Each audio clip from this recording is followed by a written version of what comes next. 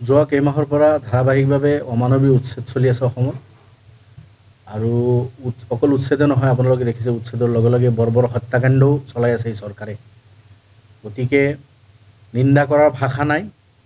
আমি যি উচ্ছেদ, অমানৱীয় উচ্ছেদ আৰু যি বৰ্বৰ হত্যাকাণ্ড চৰকাৰে চলাই আছে, কঠোৰ ভাষাৰে নিন্দা কৰিছোঁ।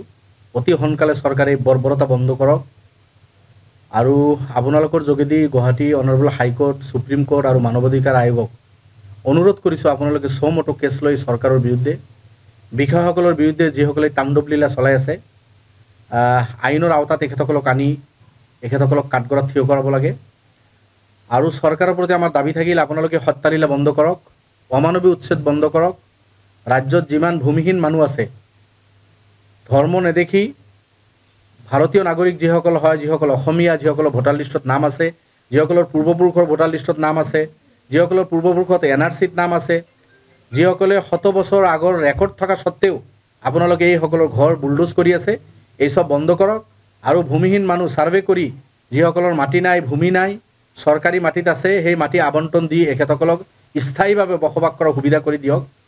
ইয়াৰ পিছত যদি চৰকাৰৰ কোনো মাটিৰ প্ৰয়োজন আছে, খালী কৰিব লাগে, কোনো স্কুল বনাব, কলেজ বনাব, ইউনিভাৰ্চিটি বনাব, ৰেল লাইন বনাব, ষ্টেট হাইৱে বনাব, ৰাষ্ট্ৰীয় ঘাইপথ বনাব, আৰু কিবা ইণ্ডাষ্ট্ৰী বা আৰু কিবা কাৰণত যদি চৰকাৰৰ কোনো মাটিৰ দৰকাৰ পৰে, তাৰ কাৰণে যিটো বিধিগত আইনগতভাৱে যিটো নিয়ম আছে, সেই নিয়ম অনুযায়ী মানুহখিনিৰ সংস্থাপনৰ ব্যৱস্থা কৰি তাৰপিছত যাতে এই মাটিখিনি খালী কৰা হয়, আৰু কোনো পদ্ধতি যাতে মানুহৰ সংস্থাপন নকৰাকৈ যাতে কোনো মাটি খালী কৰা নহয়, এইটোৱে দাবী চৰকাৰ প্ৰতি আমাৰ থাকিল।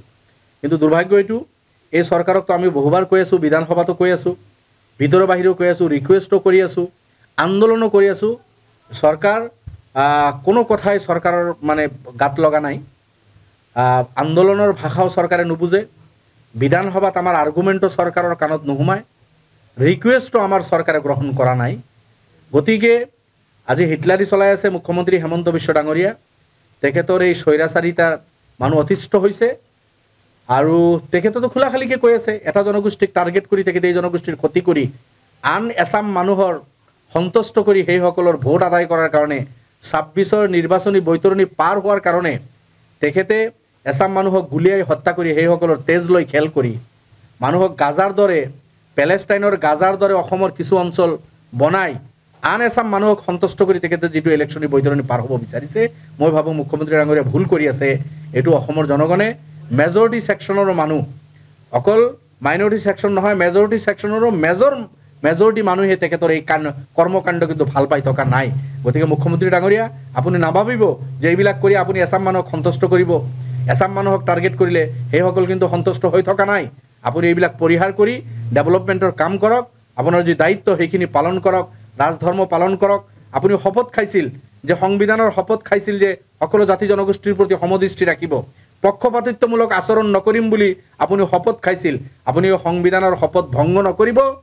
মুখ্যমন্ত্ৰী হিচাপে আপোনাৰ চকীৰ গৰিমা আপুনি ৰক্ষা কৰক, এইটো অনুৰোধ থাকিলে আপোনাৰ প্ৰতি। আৰু এই দুৰ্ভগীয়া মানুহ, ভূমিহীন মানুহ, লেণ্ডলেছ মানুহ, এইসকলৰ আৰু তেজ লৈ আপুনি খেল নকৰিব। এই কণ কণ ল'ৰা ছোৱালীক আপুনি মাওৰা নবনাব আৰু এই মানুহখিনিক আপুনি আত্মহত্যা কৰাৰ কাৰণে আপুনি কম্পেল নকৰিব, এইটো মুখ্যমন্ত্ৰীৰ প্ৰতি অনুৰোধ থাকিল। 100% ৰাজনৈতিক উদ্দেশ্য প্ৰণোদিত সন্মুখত ইলেকশ্যন আছে। এতিয়া তেখেতে কৈ আছে যে কিছুমান মানুহে তেখেতক চেলেঞ্জ কৰিছিল, যাৰ কাৰণে তেখেতে এই সব ঘটনা ঘটাই আছে। এইটো এটা কথা হ'ল নেকি? আপোনাক কোনোবা চেলেঞ্জ কৰিব বুলি, যিসকলে চেলেঞ্জ কৰিছে সেইসকলৰ লগততো আপোনাৰ ভাল বন্ধুত্ব আছে। আপোনাৰ বন্ধু কাবাক দি আপুনি চেলেঞ্জ কৰাই দিব আৰু তাৰ ওপৰত ভিত্তি কৰি আপুনি এই গৰীব মানুহ, দুখীয়া মানুহ, আপুনি নিপীড়িত মানুহ, এইখিনি মানুহৰ ঘৰ আপুনি বুলডোজ কৰিব। গোটেই জিন্দগীৰ সপোনৰ পইচা দি বনোৱা এখন ঘৰ সেইটো আপুনি মিছমাৰ কৰি দিব কোনোবা এজন আপোনাক চেলেঞ্জ কৰিব বুলি। দুৰ্ভাগ্য এই ধৰণৰ কথা বাৰ্তা। গতিকে ৰাজনৈতিকটো আছে, এই ৰাজনৈতিক মুনাফা লোৱাৰ কাৰণে দুৰ্ভাগ্য আমাৰ এই জাতিটোৰ কাৰণে বা এই দুৰ্ভগীয়া মানুহখিনিৰ কাৰণে নিজৰ মানুহখিনি যিখিনি নিজৰ বুলি পৰিচয় দি পাৱাৰত আহিছিল সেই সকলো এই মানুহখিনিক মাটি কোনোদিন দিয়া নাই। আপোনালোকে যদি চাই স্বাধীনতাৰ পিছৰ পৰা 10 বাৰ, 11 বাৰ, 12 বাৰ চৰকাৰ কৰাৰ সুযোগ পাইছে কংগ্ৰেছে, AGP 2 বাৰ, BJP 2 বাৰ, কোনো এটা চৰকাৰ এই দুৰ্ভগীয়া মানুহখিনিৰ স্বাৰ্থৰ কাৰণে কাম কৰা নাই। আজি BJP যি অত্যাচাৰ চলাই আছে, BJP যেনেকুৱা হত্যালীলা চলাই আছে, BJP যেনেকুৱা বুলডোজ চলাই আছে, এটা সময়ত কংগ্ৰেছো বেছিমাৰীৰ হত্যালীলা, গোৱালপাৰাৰ, লক্ষীপুৰৰ হত্যালীলা, বৰপাড়াৰ NRCৰ ফৰ্ম ৰিফৰ্মৰ কাৰণে আন্দোলনৰ হত্যালীলা, নৰসিংবাৰী নাৰায়ণগুৰিৰ হত্যালীলা, BTADৰ সেই কলা দিনবোৰ, এই সব কাম কৰিছে। আজিৰ BJP যেনেকৈ কৰি আছে, আগতো তেনেকৈ কংগ্ৰেছে যেনেকৈ কৰি আছিল, আজি BJP ঠিক একে পথে চলিছে। গতিকে দুৰ্ভগীয়া মানুহখিনিৰ কাৰণে কোনে কৰিব? এইটো আমি চিন্তিত যে এই দুৰ্ভগীয়া মানুহখিনিৰ মিঠা মিঠা কথা কৈ, চলাহী কথা কৈ দলবিলাকে পাৱাৰত আহি 15 বছৰ কাৰ্যকাল পোৱাৰ পিছতো মানুহখিনিক মাটিৰ পাট্টা দিয়া নাই, ভূমিহীন মানুহক সংস্থাপন দিয়া নাই, এই মানুহখিনিৰ কোনো সমস্যা সমাধান কৰা নাই, যাৰ কাৰণে আজি BJP সুযোগ পাই আছে বুলডোজ কৰাৰ কাৰণে। চাওক, এইটো মুখ্যমন্ত্ৰীৰ ভোটাৰ তালিকাৰ নাম সন্নিৱিষ্ট কৰাও তেখেতৰ এখতিয়াৰৰ ভিতৰৰ বস্তু নহয়, নাম কৰ্তন কৰাও তেখেতৰ এখতিয়াৰৰ ভিতৰৰ বস্তু নহয়। কিন্তু অসমৰ মুখ্যমন্ত্ৰী কি কোৱা নাই আৰু কি কৰা নাই, তেখেতে আইন কানুন ক'ত মানিছে? তেখেতে যি খেয়াল খুশি যি মন গৈছে তাকেই কৰিছে। ভোটাৰ লিষ্টত নাম অন্তৰ্ভুক্তি কৰা এইটো মুখ্যমন্ত্ৰীৰ কাম নহয়। এইটো ইলেকশ্যন, আপোনালোকে জানে ইলেকশ্যন অফিচ আছে, ইলেকশ্যন অফিচাৰ আছে, ইলেকশ্যন কমিশ্যন আছে, এইসকলে ভোটাৰ লিষ্টৰ তদাৰক কৰে আৰু তেখেতসকলৰ ভোটাৰ লিষ্টত মানুহ এপ্লাই কৰে, নাম উঠে।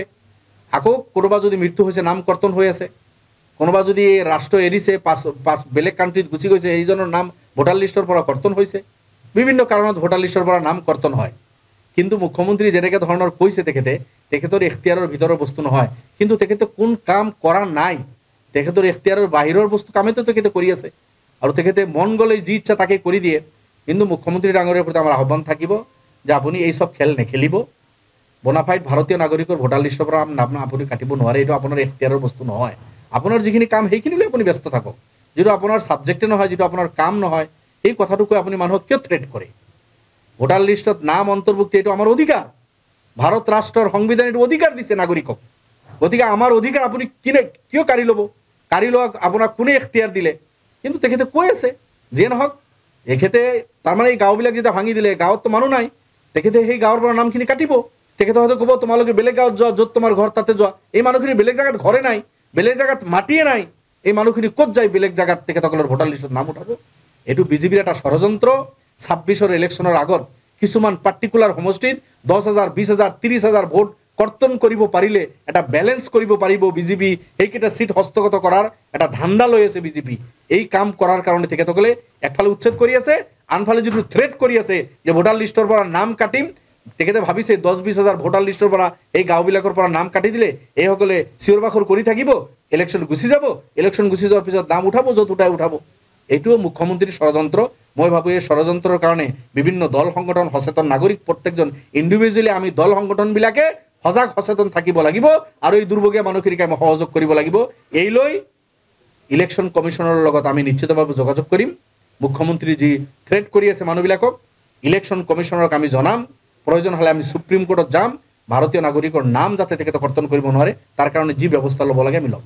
নিশ্চিতভাৱে আমি ইতিমধ্যেই বিভিন্নজন য'ত উচ্ছেদ কৰি আছে, নোটিছ দি আছে, সেইসকলৰ তাৰে দুৰ্ভগীয়া মানুহখিনি ভিক্টিমসকলক লৈ বহুতৰ লগত যোগাযোগ কৰি আমি ইতিমধ্যে গুৱাহাটী হাইকোৰ্টত কেইবাটাও কেছ কৰোঁ।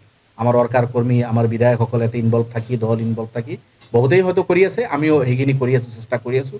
আৰু আমি গুৱাহাটী হাইকোৰ্টত মই নিজে আছিলোঁ, ছিনিয়ৰ এডভোকেটৰ লগত আলোচনা কৰি আছোঁ যে এই চৰকাৰে যিটো অমানৱিক উচ্ছেদ চলাই আছে, অনৈতিকভাৱে উচ্ছেদ চলাই আছে, গুৱাহাটী হাইকোৰ্টৰ যিটো অৰ্ডাৰ আছে আপোনাৰ যে 14 দিন 15 দিন আগত নোটিছ দিব লাগে, ইয়াৰ পিছতো যদি মানুহৰ প্ৰস্তুতি নাথাকে, ক'ৰবাত যোৱাৰ সুযোগ নাথাকে, আৰু এমাহ সময় দিব লাগে, এইবিলাক একো মানা নাই তেখেতে।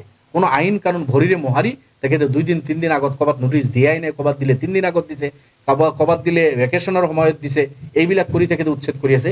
এই সব লৈ আমি এডভোকেটৰ লগত আলোচনা কৰি আছোঁ যে আমি কি বিহিত ব্যৱস্থা ল'ব পাৰোঁ আইনগতভাৱে।